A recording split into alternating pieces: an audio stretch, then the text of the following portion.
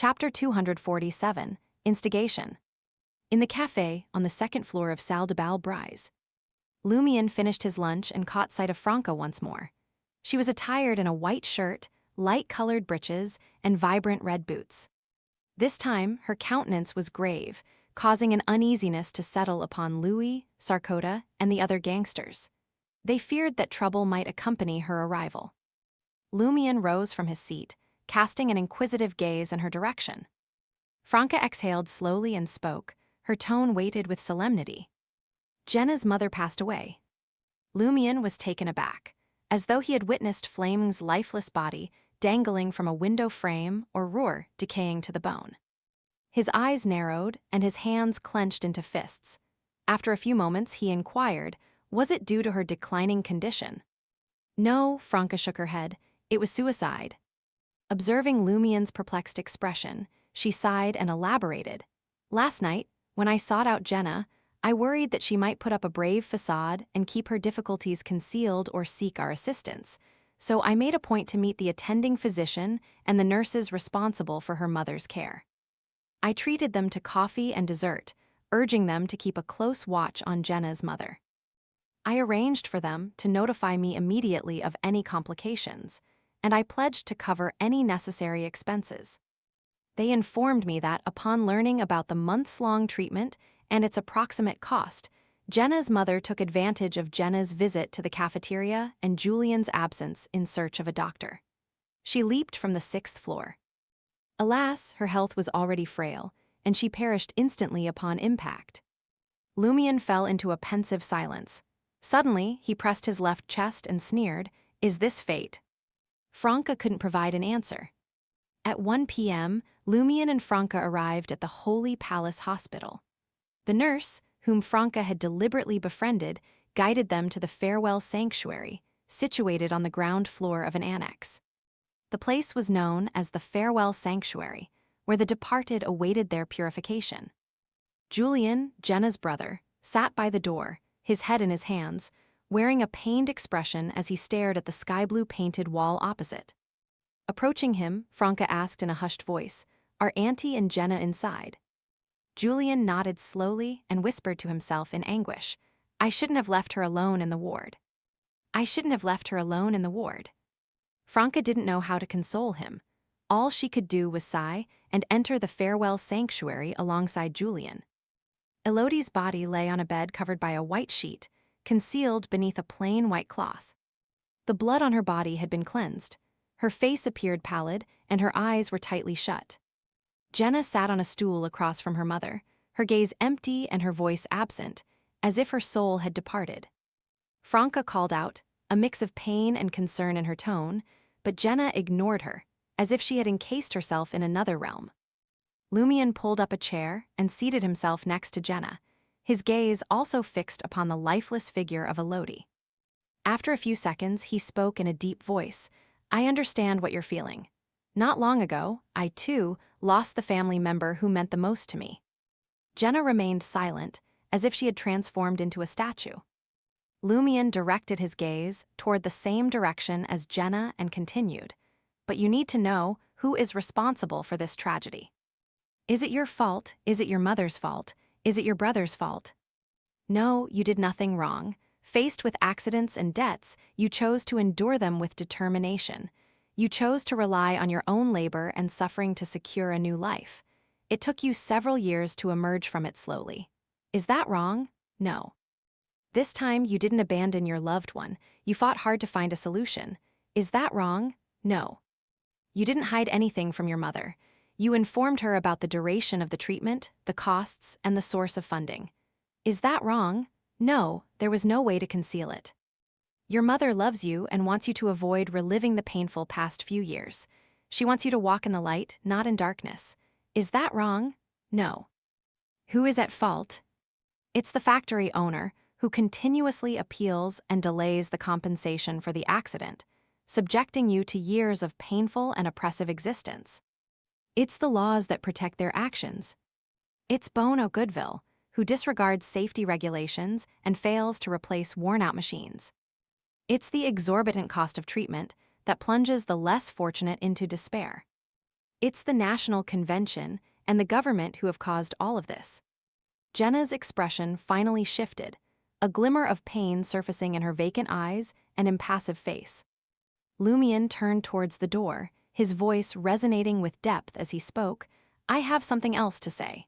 Perhaps the explosion at Goodville Chemical Factory, which led to your mother's tragic fate, wasn't an accident. Jenna instinctively turned to face Lumian and Franca. Lumian directed his gaze towards Elodie's corpse. Perhaps it was a murder, a sacrificial offering to an evil deity. Our honorable member of parliament, Hugues Artois, has been assessed by the blessed of powerful evil gods as an open-minded individual. He is surrounded by heretics, including Thibault Jacques, the assistant secretary responsible for spreading diseases and taking innocent lives. Yesterday morning, Bono Goodville paid a visit to the parliament member's office, and by evening, his chemical plant had exploded. When I encountered Thibault Jacques in the guise of Bono Goodville, he mentioned something about unavoidable troubles following an organization's decay. It convinced me that the chemical plant explosion was something they eagerly anticipated. It might have been orchestrated with a specific purpose that remains unknown to us. Are you consumed by anger? Do you feel a burning hatred? Can you accept this? Do you wish to sit here and watch as the murderers responsible for your mother's death and the destruction of your happiness revel in champagne, indulge in dance parties, and inflict more heartbreak on innocent families? Jenna's expression twisted slightly, as if she grappled with conflicting emotions within. Eventually, she raised her hands to cover her face, weeping bitterly. But my mother, she cannot be brought back. Franca crouched down before Jenna and embraced her, allowing her tears to flow freely. As Jenna wept, Franca offered her guidance. What your mother desires most is for both you and your brother to be free from the burdens of debt and to embark on a fresh new life. She wishes for one of you to become a remarkable stage actress, while the other escapes the constraints of ordinary labor and masters a particular skill. She yearns for you to live well. Can you bear to disappoint her? Jenna sobbed and asked, but isn't it said that the night will pass and light will emerge? Why is it always so dark? Why can't I see any light? It will come, Franca repeated, patting Jenna's back soothingly. What you must do now is to give your mother a proper burial and consider doing something meaningful in her honor. Okay, Jenna agreed tearfully. She wept until exhaustion overtook her, finally finding stability within her emotions. At that moment, the clergyman from the Eternal Blazing Sun Church, who had come to offer his final words of solace, arrived. Clad in a white robe adorned with intricate golden threads, he entered the room alongside Julian and positioned himself beside Elodie's lifeless body. In one hand, he grasped the Holy Bible and recited a prayer, while the other hand held a suspended bottle of holy water.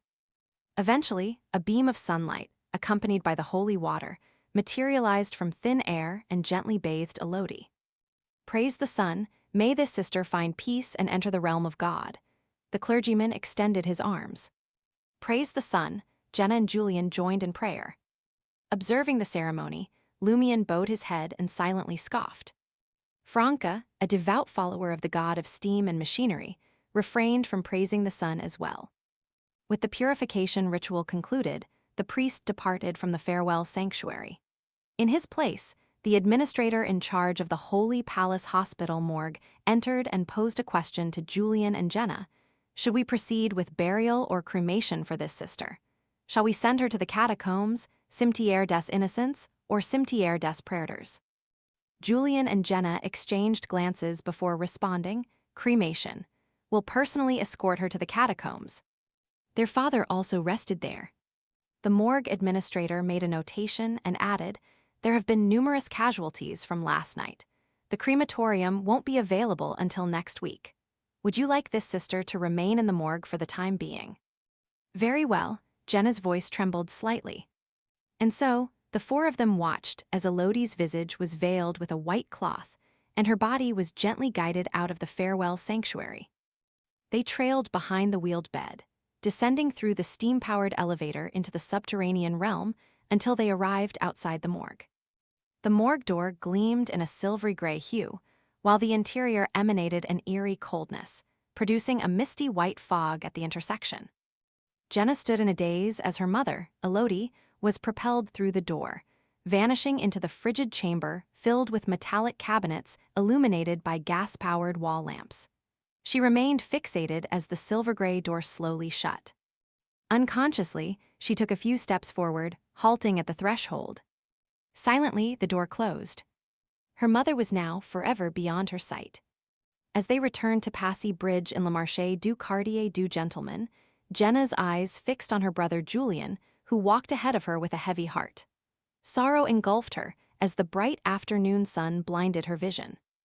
Franca averted her gaze from Julian's retreating form and contemplated finding a task to occupy Jenna's mind. Your brother is emotionally distressed. It seems he blames himself. Offer him guidance in the upcoming days and assure him that it wasn't his fault. Any ordinary person would have hurriedly sought a doctor. Jenna momentarily snapped out of her sorrow and tersely acknowledged, I'll counsel him, but what if it doesn't work? She glanced at Lumian and Franca, her expression filled with helplessness. Franca nodded reassuringly.